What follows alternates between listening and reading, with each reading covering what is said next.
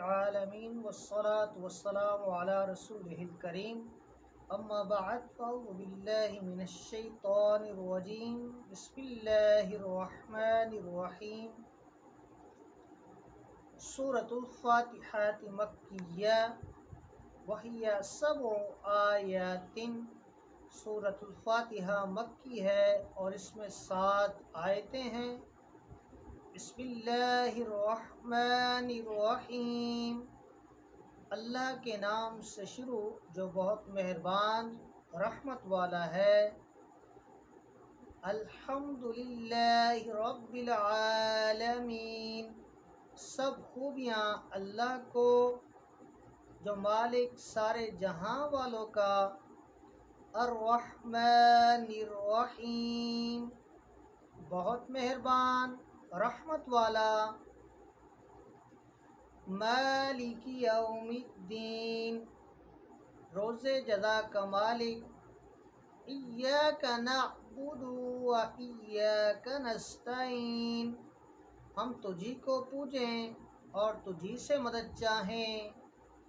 اہدنا الصراط المستقیم، ہم کو سیدھا راستہ چلا۔ صراط الذین انعمت علیہم غیر المغضوب علیہم ولا الضالین، آمین۔ الذین، ان لوگوں کا، انعام کیا تا تو نے، علی اوپر، ہم ان کے، غیری نہ، المغضوبی ان کا کہ غضب کیا گیا، علی اوپر، ہم ان کے، وا اور، لا نہ، الضالین گمراہوں کا۔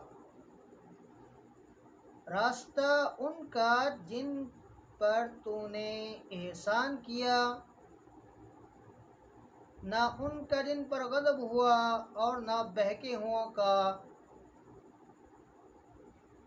ہماری سورۃ الفاتحہ مکمل ہوئی۔ اللہ تبارک و تعالی اسے سمجھنے، یاد رکھنے اور سبق کو پڑھنے کی توفیق عطا فرمائے۔ تفسیر کی کتاب نکال لیں۔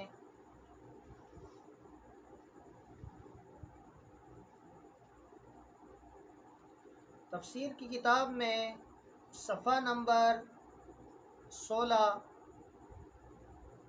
ہم نے اس سے پہلے قرآن کریم کی عظمتیں اور قرآن کریم کے فضائل بیان کیے اور پڑھے سنے۔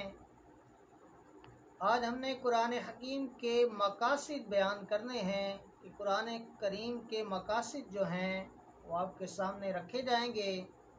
قرآن کریم کے 4 مقصد ہیں۔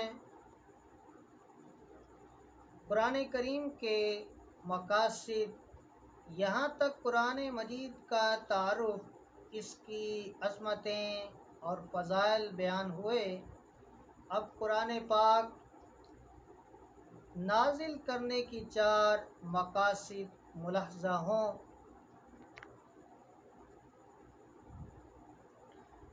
نمبر 1، پوری امت کو اللہ تعالیٰ کے عذاب سے ڈرانا۔ چنانچہ اللہ تعالیٰ ارشاد فرماتا ہے، وَهَذَا كِتَابٌ أَنزَلْنَاهُ مُبَارَكٌ مُصَدِّقُ الَّذِي بَيْنَ يَدَيْهِ وَلِتُنذِرَ أُمَّ الْقُرَىٰ وَمَنْ حَوْلَهَا، سورۃ الانعام کی آیت نمبر 92 کے اندر ترجمہ کنز العرفان۔ اور یہ برکت والی کتاب ہے جسے ہم نے نازل فرمایا ہے، پہلی کتابوں کی تصدیق کرنے والی ہے، اور اس لیے اتری تاکہ تم اس کے ذریعے مرکزی شہر اور اس کے ارد گرد والوں کو ڈر سناؤ۔ قرآن حکیم کا مقصد نمبر 2، لوگوں کو کفر و جہالت کے اندھیروں سے ایمان کی نور کی طرف نکالنا۔ چنانچہ ارشاد باری تعالی ہے الف لام را کتاب انزلناه الیک لتخرج الناس من الظلمات الى النور بإذن ربهم الى صراط العزیز الحمید۔ سورۃ ابراہیم کی آیت نمبر 1 میں اللہ تبارک و تعالی ارشاد فرماتا ہے، ترجمہ کنز العرفان، الف لام را، یہ ایک کتاب ہے جو ہم نے تمہاری طرف نازل کی ہے تاکہ تم لوگوں کو ان کے رب کے حکم سے اندھیروں سے اجالے کی طرف لے جائے۔ اس اللہ کے راستے کی طرف نکالو جو عزت والا، سب خوبیوں والا ہے۔ مقصد نمبر 3،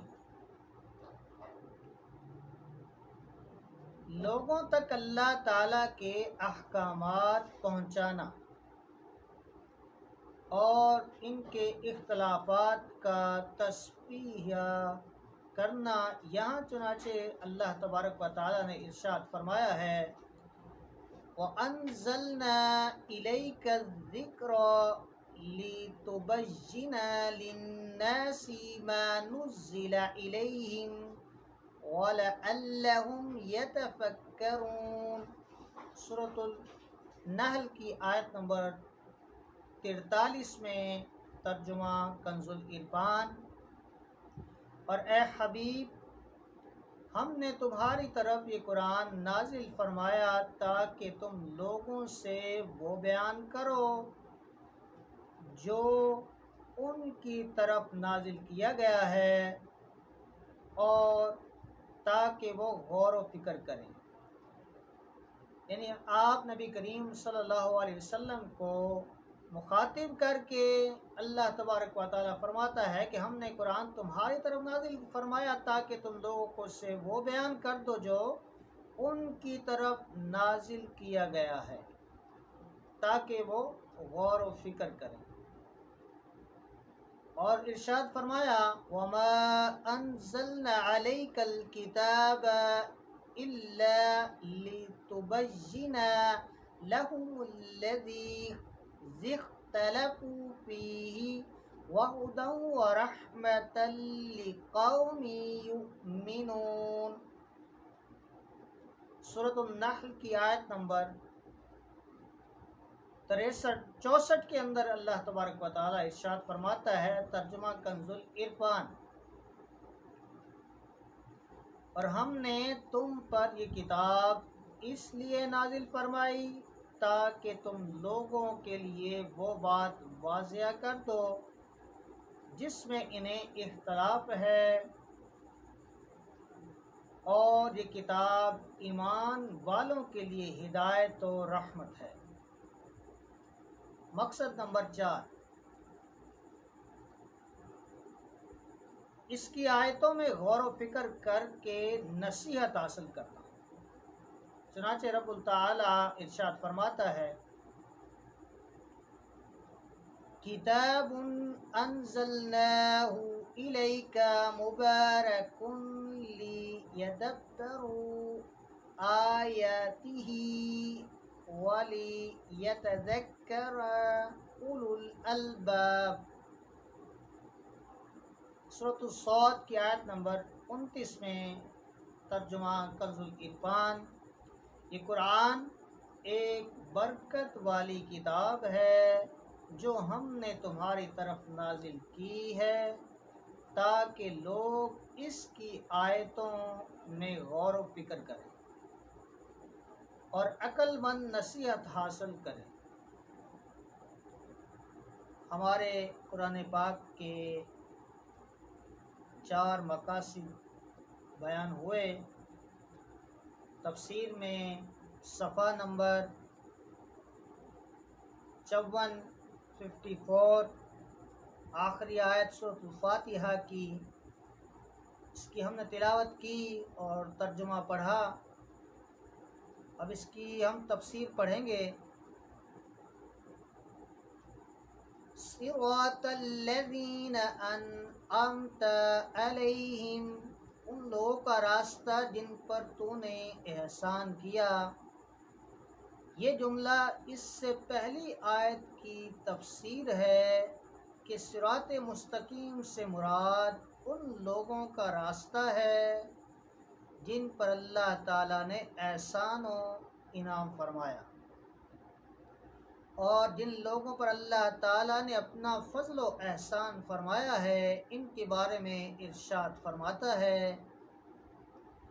وَمَن يُطِعِ اللَّهَ وَرَسُولَهُ فَأُولَئِكَ مَعَ الَّذِينَ أَنْعَمَ اللَّهُ عَلَيْهِم مِّنَ النَّبِيِّينَ وَالصِّدِّيقِينَ وَالشُّهَدَاءِ وَالصَّالِحِينَ وَحَسُنَ أُولَئِكَ رَفِيقًا۔ سورۃ النساء کی آیت نمبر 69 میں ترجمہ کنز العرفان، اور جو اللہ اور رسول کی اطاعت کرے تو وہ ان لوگوں کے ساتھ ہوں گے جن پر اللہ نے فضل کیا، یعنی انبیاء اور صدیقین اور شہداء اور صالحین، اور یہ کتنے اچھے ساتھی ہیں۔ آیت صراط الذین انعمت علیہم سے معلوم ہونے والے مسائل۔ اس آیت سے دو باتیں معلوم ہوئیں۔ ایک، جن امور پر بزرگان دین کا عمل رہا ہو وہ صراط مستقیم میں داخل ہے۔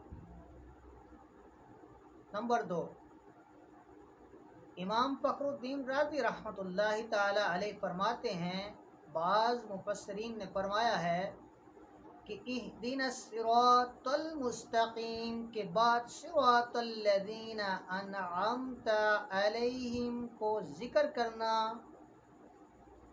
اس بات کی دلیل ہے کہ مرید ہدایت اور مکاشفہ کے مقامات تک اسی صورت پہنچ سکتا ہے جب وہ کسی ایسے کامل پیر کی پیروی کرے جو درست راستے کی طرف اس کی رہنمائی کرے، غلطیوں اور گمراہیوں کی جگہوں سے اسے بچائے، کیونکہ اکثر لوگوں پر نقص غالب ہے اور ان کی عقلیں حق کو سمجھنے، صحیح اور غلط میں امتیاز کرنے سے قاصر ہیں۔ تو ایک ایسے کامل شخص کا ہونا ضروری ہے جس کی ناقص شخص پیروی کرے، یہاں تک کہ اس کامل شخص کی عقل کے نور سے اس ناقص شخص کی عقل بھی مضبوط ہو جائے، تو اس صورت میں وہ سعادتوں کے درجات اور کمالات کی بلندیوں تک پہنچ سکتا ہے۔ غیر المغضوب علیہم ولا الضالین، نہ ان کا راستہ جن پر غضب ہوا اور نہ بہکے ہوں کا۔ جن پر اللہ تعالیٰ کا غضب ہوا ان سے مراد یہودی اور بہکے ہوں سے مراد عیسائی ہیں، جیسا کہ سنن ترمذی میں 4 جلد میں امام فخر الدین رازی رحمۃ اللہ تعالی علیہ نے بھی لکھا ہے کہ جن پر غضب ہوا ان سے مراد بد عمل ہیں اور بہکے ہوں سے مراد بد عقیدہ لوگ ہیں۔ ہر مسلمان کو چاہیے کہ وہ عقائد، اعمال، سیرت، صورت، ہر اعتبار سے یہودیوں اور عیسائیوں اور تمام کفار سے الگ رہے، نہ ان کے طور طریقے اپنائے اور نہ ہی ان کے رسم و رواج اور فیشن اختیار کرے۔ اور ان کی دوستیوں اور صحبتوں سے دور رہتے ہوئے اپنے آپ کو قرآن و سنت کے سانچے میں ڈالنے میں ہی اپنے لیے دونوں جہاں کی سعادت تصور کرے۔ آیت ولدالین سے متعلق شرعی مسئلہ، بعض لوگ ولدالین کو ولدالین پڑھتے ہیں، ان کا ایسا کرنا حرام ہے۔ اعلیٰ حضرت احمد رضا خان رحمۃ اللہ علیہ فرماتے ہیں ضاد، ظا، ذال، زا سب حروف متباینہ متغائرہ یعنی ایک دوسرے سے جدا جدا ہیں۔ ضاد، ظا، ذال، زا سب حروف متباینہ متغائرہ یعنی ایک دوسرے سے جدا جدا ہیں، حروف ہیں جن میں سے کسی کو دوسرے سے تلاوت کرنے میں قصداً بدلنا، اس کی جگہ اسے پڑھنا نماز میں ہو خواہ بیرون نماز، حرام، قطعی گناہ عظیم۔ اس مسئلے کے بارے میں دلائل کے ساتھ تفصیلی معلومات حاصل کرنے کے لیے فتویٰ رضویہ کی جلد جو ہے 6 جلد میں اس کے مسائل موجود ہیں۔ آمین، آمین سے متعلق شرعی مسائل۔ نمبر 1، یہ قرآن مجید کا کلمہ نہیں ہے۔ نمبر 2، نماز کے اندر اور نماز سے باہر جب بھی سورۃ الفاتحہ ختم کی جائے تو اس کے بعد آمین کہنا سنت ہے۔ نمبر 3، احناف کے نزدیک نماز میں آمین بلند آواز سے نہیں بلکہ آہستہ کہی جائے۔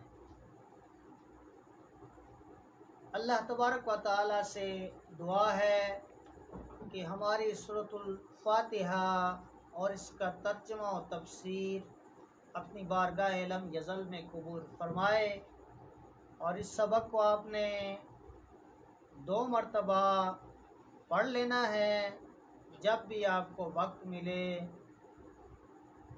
اللہ تبارک و تعالی مجھے اور آپ کو قرآن کریم کی تعلیمات سمجھنے، عمل کرنے اور دوسروں کو ترغیب دینے کی توفیق عطا فرمائے۔